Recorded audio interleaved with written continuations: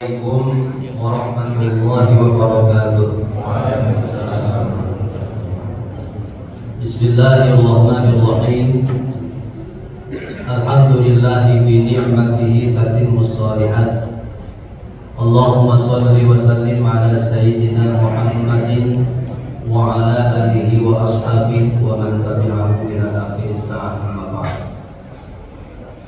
Yang saya hormati bapak-bapak, ibu-ibu dan segenap jamaah sholat isya dan tarawih rahimahumullah. Puji syukur kita panjatkan kehadirat Allah Ta'ala.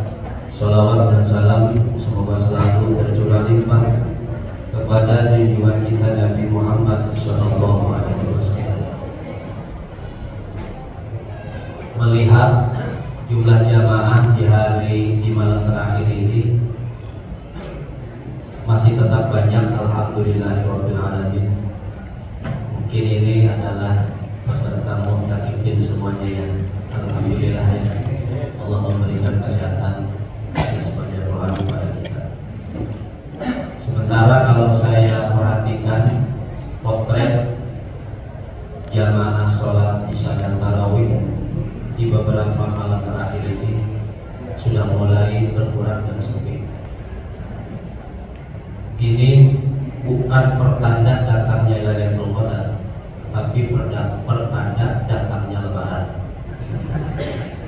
Jadi kalau sudah semakin sepi jamaah tarawih, itu tanda datangnya Lebaran. Tak terasa kita sudah berada di malam terakhir, malam 29 Ramadan 1445 Hijriah. Tadi panitia sudah ancang-ancang kalaupun 2 kali sahur masih ada tetap jalan. Udah 1 kali aja Pak ya. Saya kasih tahu panitia ya. Kenapa saya ngomong begini?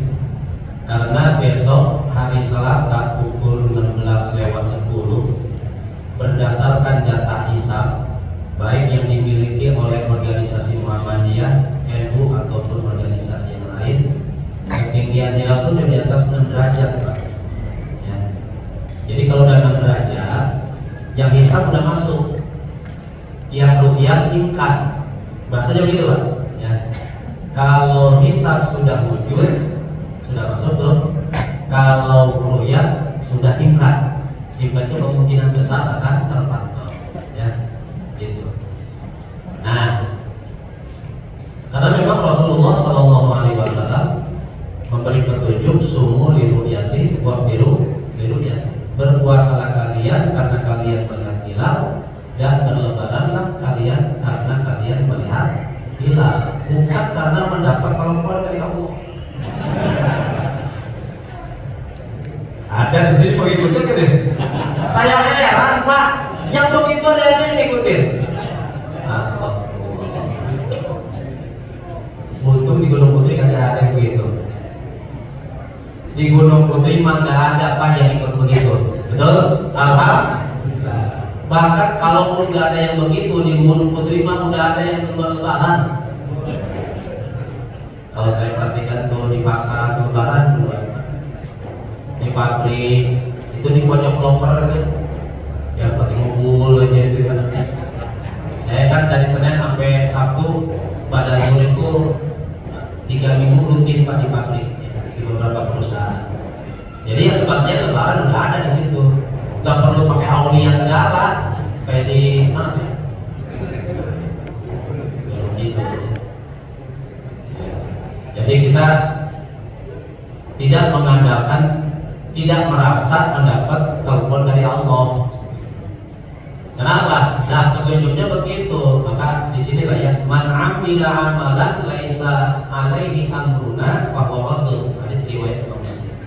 Siapa yang melakukan amalan agama tanpa ada dasar atas agama itu perintah kami, perintah itu dalil Pak, dalil umum maupun dalil khusus, fa huwa radd, untuk ditolak begitu.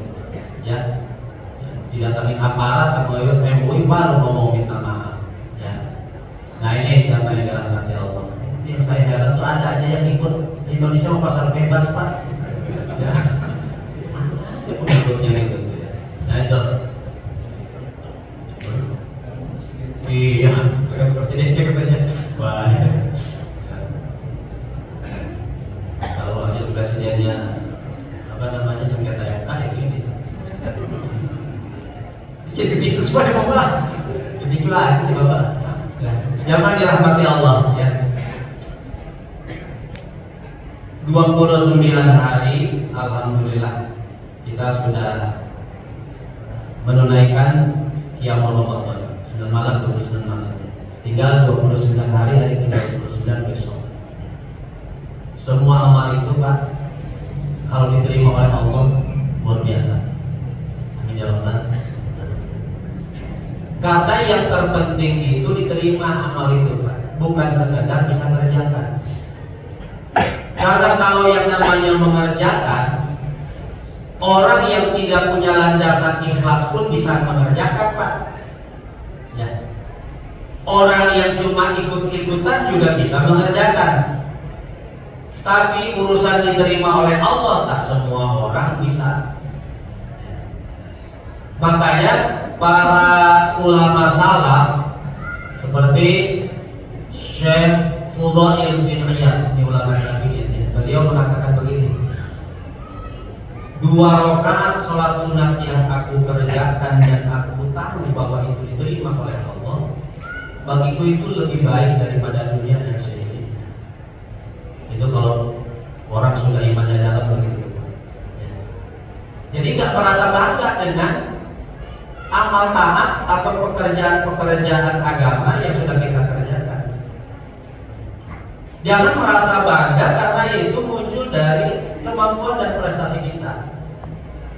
Dalam kitab Al-Hikam, Syekh Ahmad bin Ubaidillah mengatakan begini: La tufrih qatta'ah li'annaha barazat minka wafrah biha li'annaha barazat minallahi ilaika.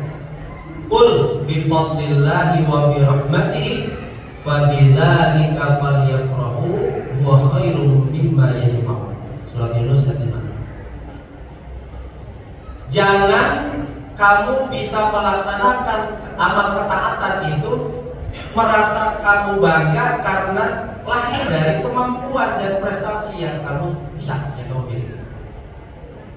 Lagi kata beliau, jangan amal ketaatan yang sudah kamu kerjakan membuatmu merasa bangga karena kamu merasa itu lahir dari kemampuan dan prestasi barazat kita. Tapi kamu harus bangga dan gembira wafrah biha li'annaha barazat minallahi ilaika. Karena kamu merasa bahwa kamu sudah melakukan amal-amal ketaatan itu karena itu adalah bersumber dari pertolongan Allah. Li'annaha barazat minallah. Kenapa begitu Pak?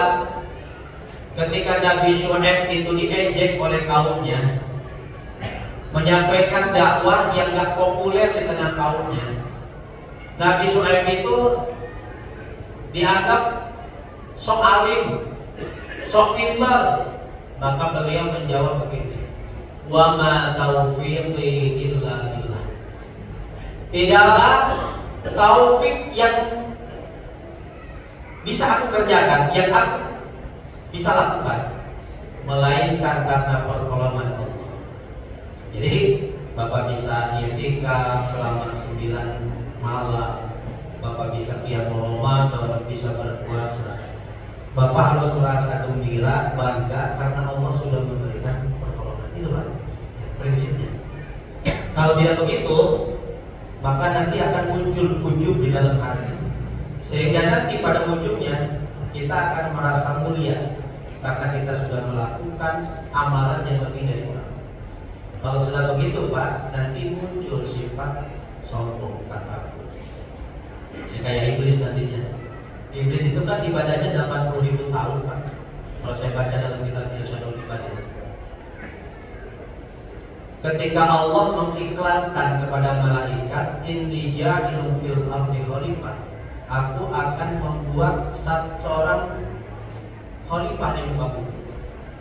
Ternyata jenisnya adalah bashar, makhluk yang punya kulit kasar, namanya Adam. Begitu Nabi Adam sudah dibuat Pak dalam bentuk sekitar tanah, belum ada nyawanya tuh. Iblis itu nyamperin jasad Nabi Adam, pakai kakinya dikojer, begini diiklanin gitu, yang begini dibanggain sama Tuhan. Gue nih dapat 10.000 tahun gitu loh, ibadah dapat 10.000 tahun kagak disebut-sebut, begitulah.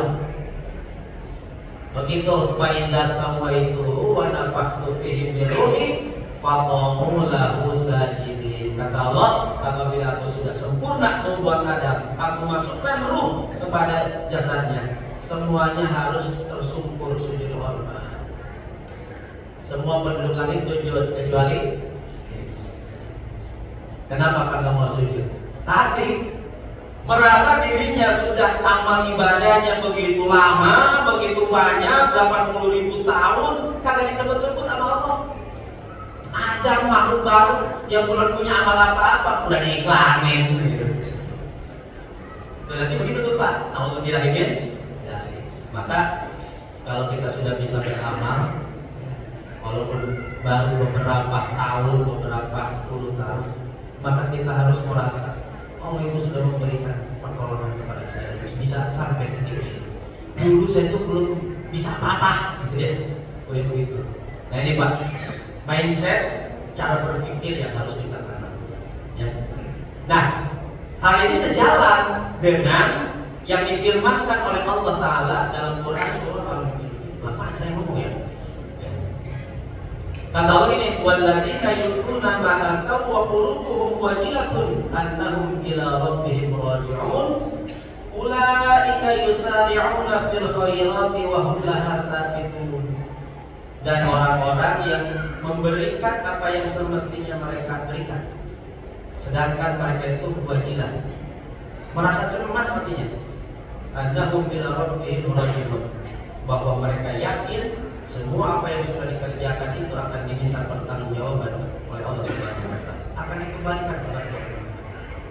Nah, orang begini kata Allah, ulaika yusari'una fil khairat. Orang yang beginilah yang bisa berlomba-lomba dalam kebajikan. Wa hum laha sabiqun, dan mereka akan lebih dulu memperoleh pahala dari kebaikan. Dalam hadis riwayat Imam Muslim, Aisyah radhiyallahu ta'ala anha, beliau bertanya kepada Rasul, ya Rasul, apa yang dimaksud ayat ini? Mereka yang dulunya gemar berzina, minum minuman keras, mencuri, kemudian dia tobat karena takut kepada Allah, lalu hati mereka itu merasa cemas. Apa jawaban Rasul? La ya benata Abi Bakrin. Nah begitu maksudnya, baik. Putri Abu Bakar. Humul ladina yusalluna wa yasumuna wa yatasaddaquna walakinnahum yakhafuna alla yuqbala lahum alla yuqbala minhum ulaika yusari'una fil khairat wa hum laha sabiqun. Mereka yang dimaksud ayat ini orang yang sudah bersungguh-sungguh sholatnya, sudah sungguh-sungguh puasanya, sudah sungguh-sungguh sedekah zakatnya, tapi hatinya masih merasa khawatir amalnya tidak diterima, amalnya belum diterima. Jadi kalau orang yang sudah beramal yang sungguh-sungguh, hatinya merasa cemas, jangan-jangan amal saya ini kemarin ini belum diterima oleh Allah. Orang yang begitu tuh orang yang sudah diterima amalnya, Pak. Jadi kalau Bapak, mohon maaf ya, udah 29 malam ini taraweh, hati Bapak itu merasa cemas.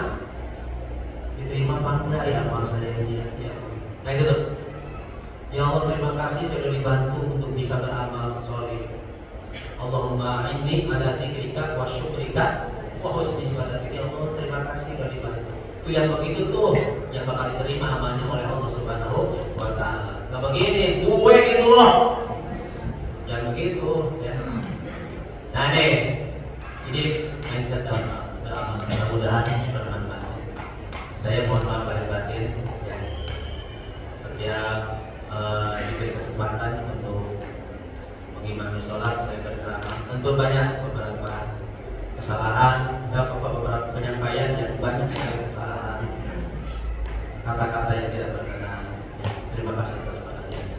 Assalamualaikum warahmatullahi wabarakatuh.